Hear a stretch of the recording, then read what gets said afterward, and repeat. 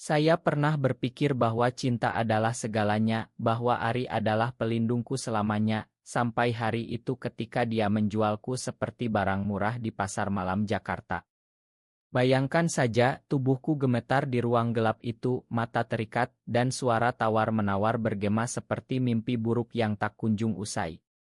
Aku, seorang pemuda biasa dari desa kecil di Jawa, tiba-tiba menjadi korban pengkhianatan terbesar dalam hidupku, dan pria yang membeliku justru menjadi penyelamat yang tak terduga.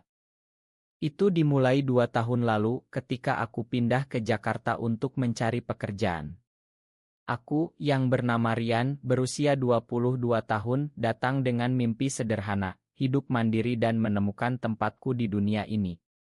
Di sebuah kai kecil di kawasan Blok M, aku bertemu Ari.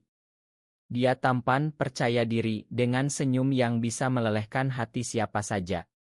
Kami mulai berbicara, dan segera saja, hubungan kami berkembang menjadi sesuatu yang lebih dalam. Ari bilang dia mencintaiku, bahwa aku adalah satu-satunya. Aku percaya, karena di matahari terbenam Jakarta, kata-katanya seperti janji abadi. Tapi di balik senyum itu ada kegelapan.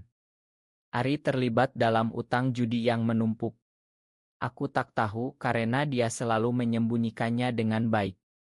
Setiap malam saat aku tidur di pelukannya, pikiranku dipenuhi mimpi tentang masa depan kami. Kita akan punya rumah kecil di pinggir kota, kataku dalam hati, sambil membayangkan tangannya yang hangat. Tapi Ari, dia sedang merencanakan sesuatu yang mengerikan. Suatu malam, dia membawaku ke sebuah pesta di rumah mewah di Menteng. Ini kesempatan bagus, Rian, katanya. Aku ikut, tanpa curiga. Di sana, minuman mengalir, dan aku merasa pusing. Saat sadar, aku sudah diikat di sebuah kamar belakang. Ari berdiri di depan pintu, wajahnya dingin seperti batu. Ma, Rian. Ini satu-satunya cara, ucapnya sebelum pergi. Pintu tertutup, dan aku mendengar suara tawar-menawar. Harga diriku 10 juta rupiah. Aku berteriak dalam hati, mengapa Ari? Apa aku tak cukup bagimu? Rasa sakit itu menusuk, seperti pisau yang memutar di dada. Aku merasa dikhianati, hancur, dan sendirian di kota besar ini. Pria yang membeliku bernama Dimas. Dia masuk ke kamar dengan langkah tegas, seorang pengusaha sukses dari Surabaya, berusia 30-an, dengan mata yang tajam tapi lembut. Kau sekarang milikku, katanya, tapi suaranya tak kasar. Dia melepaskan ikatanku, dan untuk pertama kalinya, aku melihat wajahnya dengan jelas. Tampan dengan rahang kuat dan senyum tipis yang menyembunyikan sesuatu. Aku takut, tapi juga penasaran. Kenapa kau lakukan ini? Tanyaku dalam hati, sambil menahan air mata. Dimas membawaku ke mobilnya, dan kami melaju ke rumahnya di kawasan elite Jakarta Selatan. Di rumah itu, yang luas dan mewah, Dimas tak memperlakukanku seperti budak. Kau akan jadi istriku, katanya malam itu, sambil menyajikan makanan. Aku terkejut. Istri. Aku laki-laki, balasku, suara gemetar. Tapi Dimas tersenyum. Di hatiku, kau adalah pasangan yang kucari. Kata-katanya membuatku bingung. Aku duduk di sana, memandangnya, dan pikiranku berputar. Apa ini jebakan lain? Atau kesempatan baru?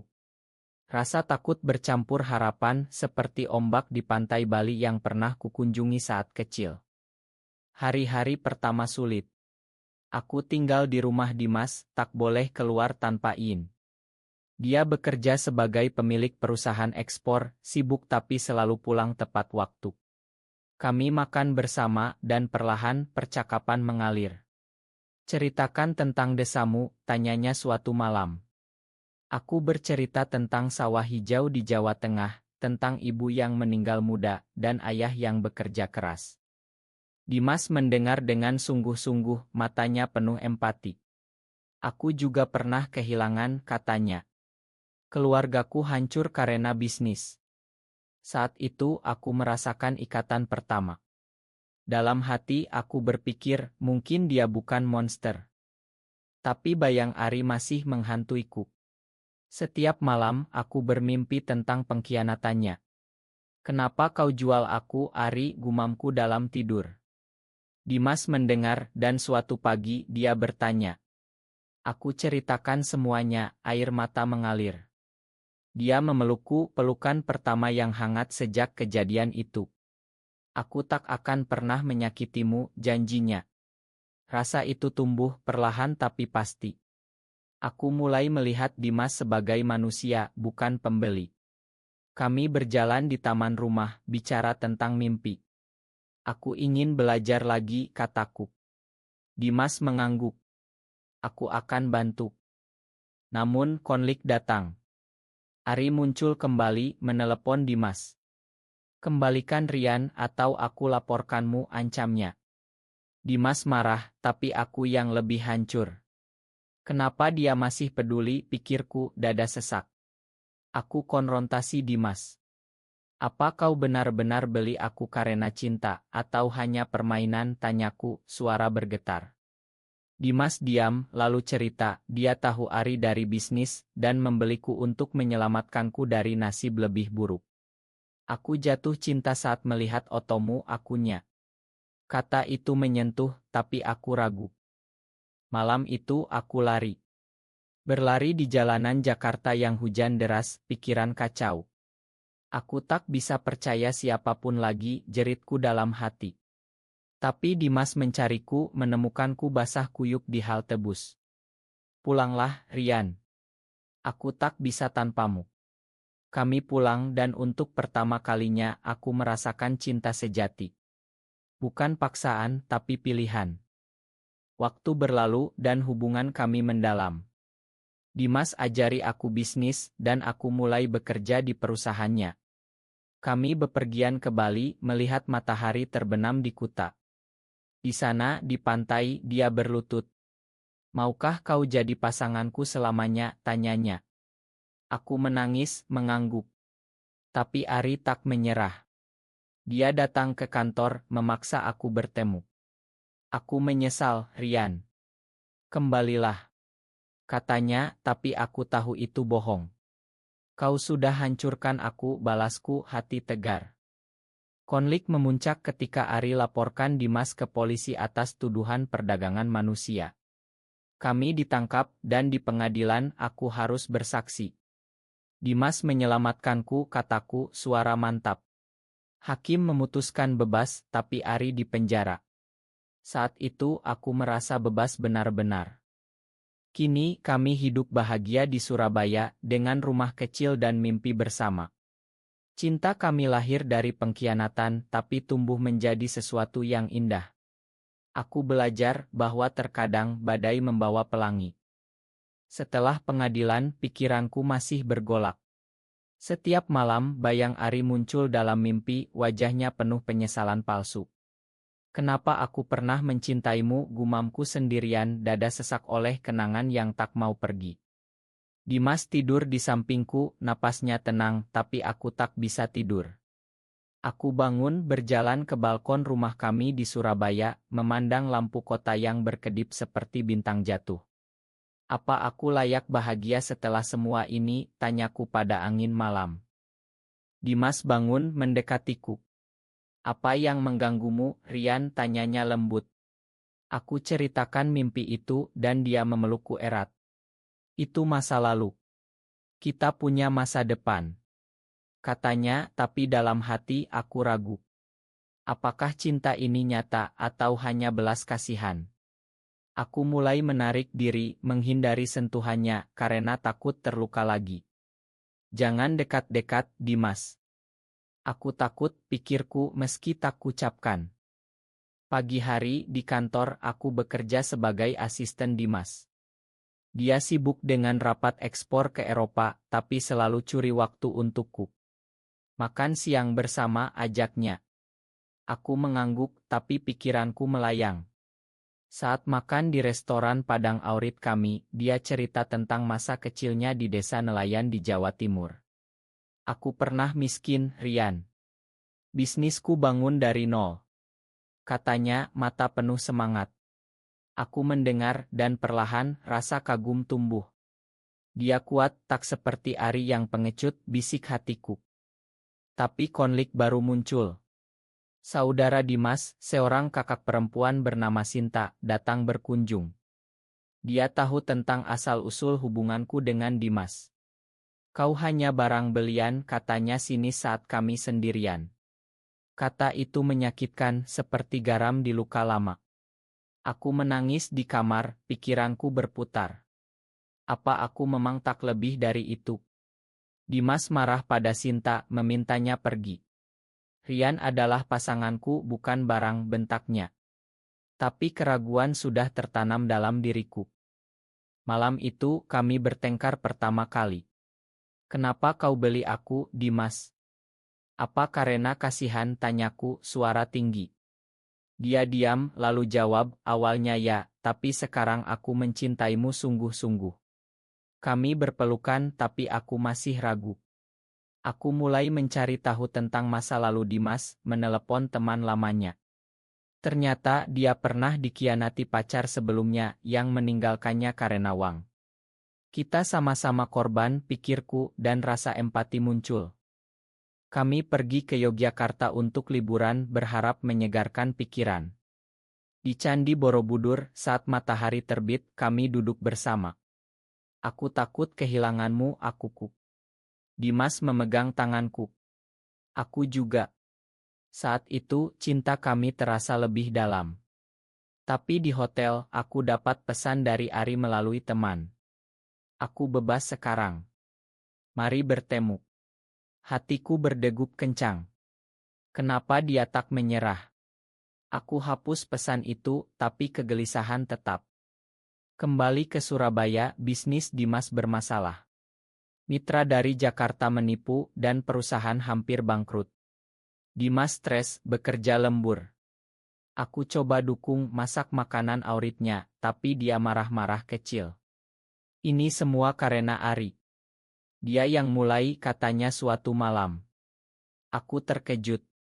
Ternyata Ari adalah mantan mitra Dimas, dan pengkhianatan itu bagian dari balas dendam. Kau tahu dari awal, tanyaku hancur. Dimas mengangguk. Ma, Rian. Aku ingin lindungimu. Rasa marah membara. Kau gunakan aku untuk balas dendam, jeritku. Kami bertengkar hebat, aku packing barang dan pergi ke rumah teman di Jakarta. Di sana sendirian aku menangis. Semua orang bohong, pikirku. Tapi Dimas datang memohon, Ma. Aku salah. Cintaku nyata. Kami berdamai, tapi luka baru terbuka. Perlahan kami bangun kembali. Aku bantu bisnis dan perusahaan bangkit. Cinta kami lebih kuat dengan kejujuran. Tapi Ari muncul lagi, kali ini di depan rumah. Rian, aku mencintaimu, katanya. Aku tolak, pergi Ari. Aku punya hidup baru. Dia pergi, tapi ancamannya tetap bergema. Di akhir ile ini, aku merasa emosi semakin dalam, seperti lautan yang tak berujung. Kegelisahan semakin menyelimuti hatiku setelah pertemuan dengan Ari.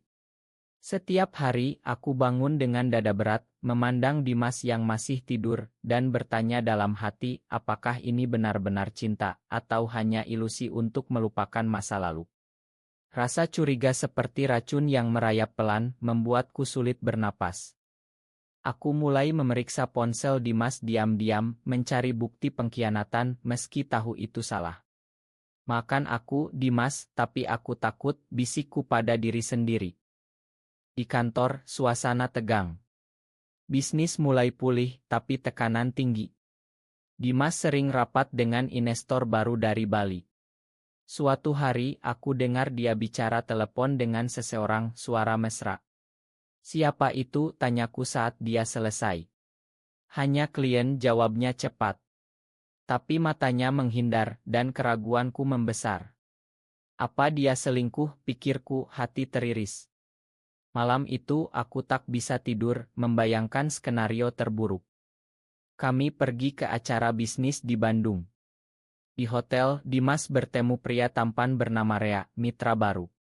Mereka bicara akrab, tertawa bersama.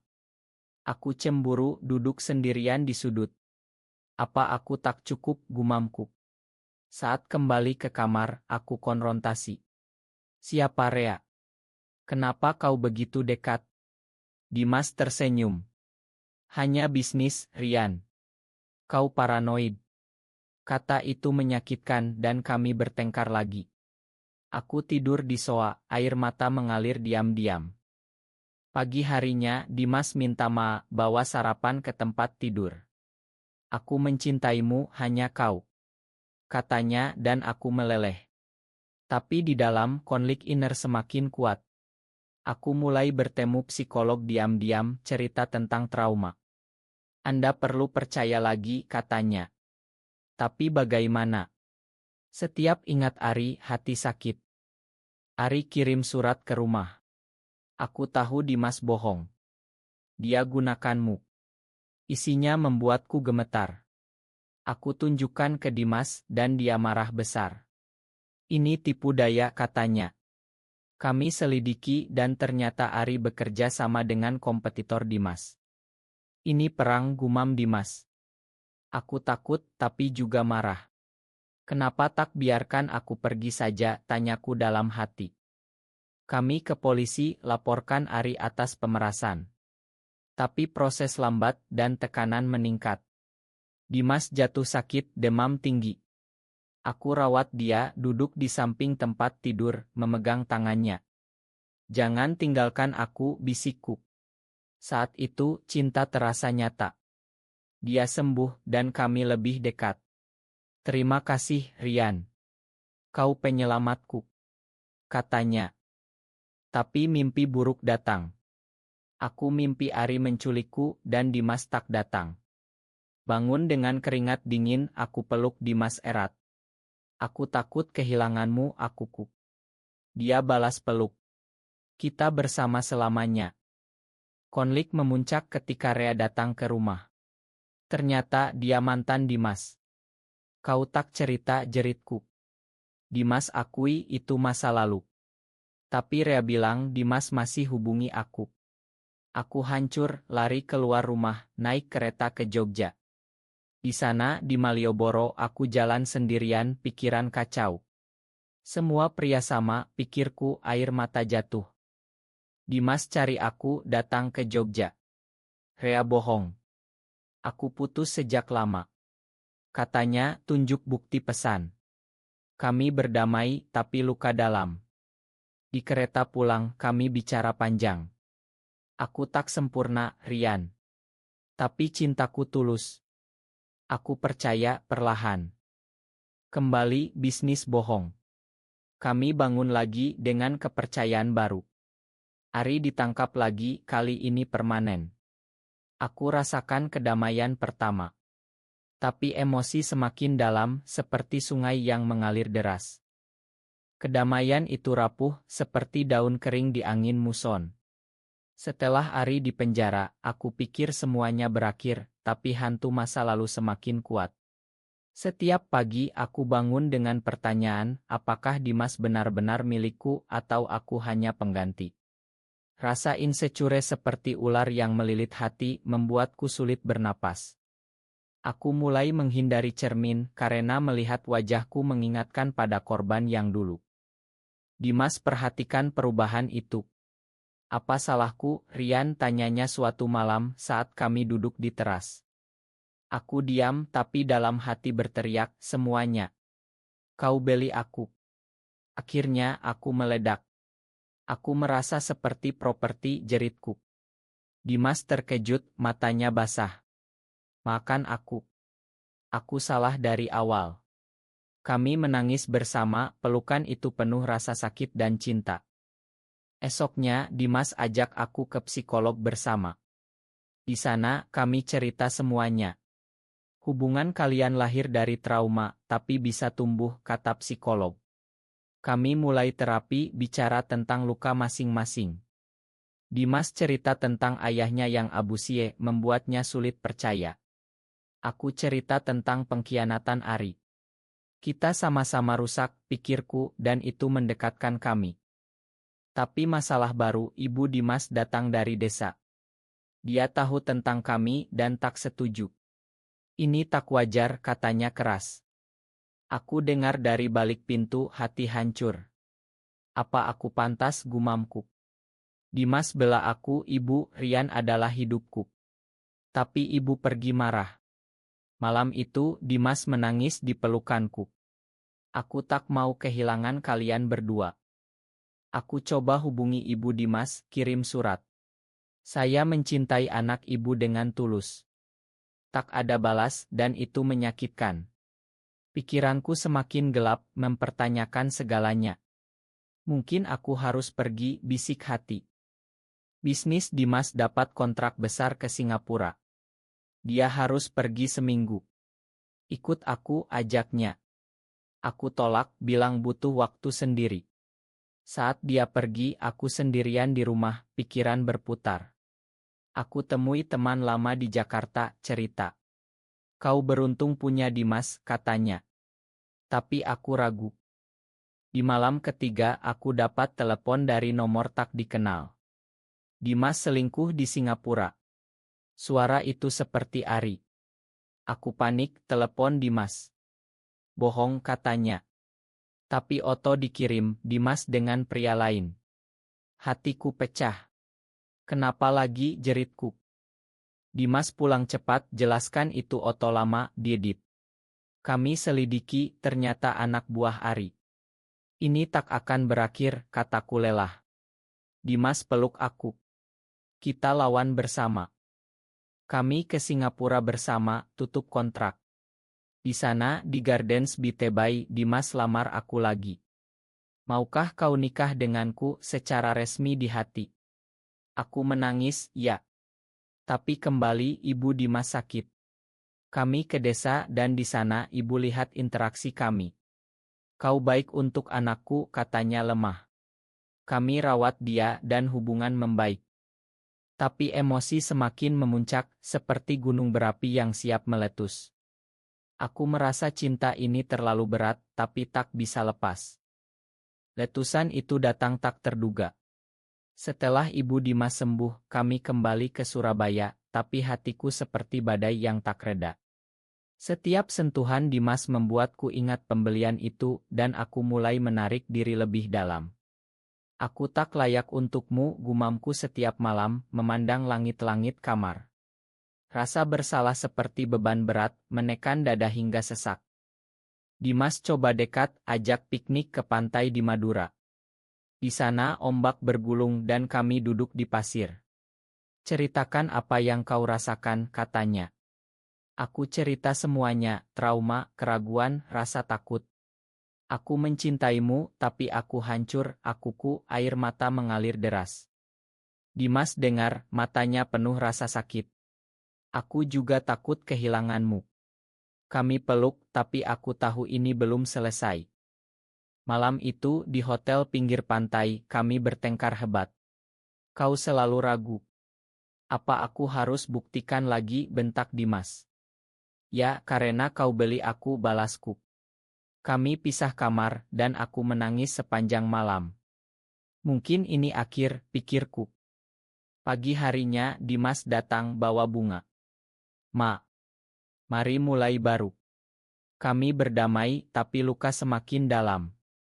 Kembali ke rumah, aku mulai mencari pekerjaan sendiri, ingin mandiri. Aku tak mau bergantung, kataku pada Dimas.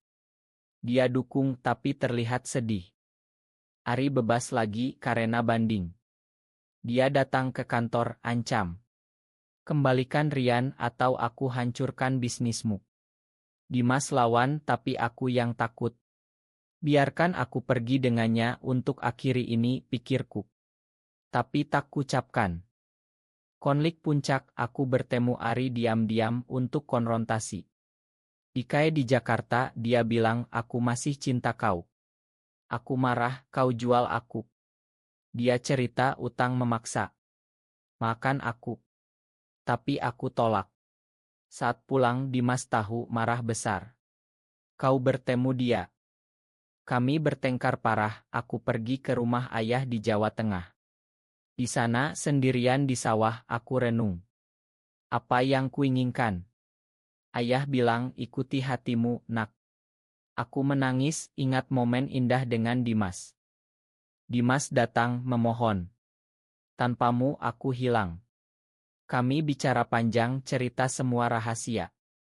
Aku beli kau karena jatuh cinta sejak lihat Otto, bukan balas dendam. Akunya. Aku percaya dan kami berdamai benar-benar. Kami mulai hidup baru dengan terapi rutin. Cinta semakin dalam, penuh pengertian. Tapi emosi seperti tsunami menyapu segalanya. Tsunami emosi itu akhirnya reda, meninggalkan pantai yang lebih kuat. Setelah berdamai, aku dan Dimas memutuskan pindah ke Bali mencari kedamaian. Di sana, di rumah kecil dekat Ubud, kami bangun hidup baru. Setiap pagi aku bangun dengan senyum, memandang Dimas yang memasak sarapan. Ini nyata, pikirku, hati penuh syukur. Rasa trauma masih ada, tapi seperti bekas luka yang memudar. Dimas buka cabang bisnis di Denpasar, dan aku kuliah desain, mimpi lama. Kami dukung satu sama lain, seperti pohon yang saling bertaut. Terima kasih telah bertahan, katanya suatu malam saat kami jalan di pantai Sanur. Aku peluk dia, kau yang selamatkan aku. Tapi ujian terakhir datang. Ari muncul di Bali, sakit parah karena penyakit dari penjara.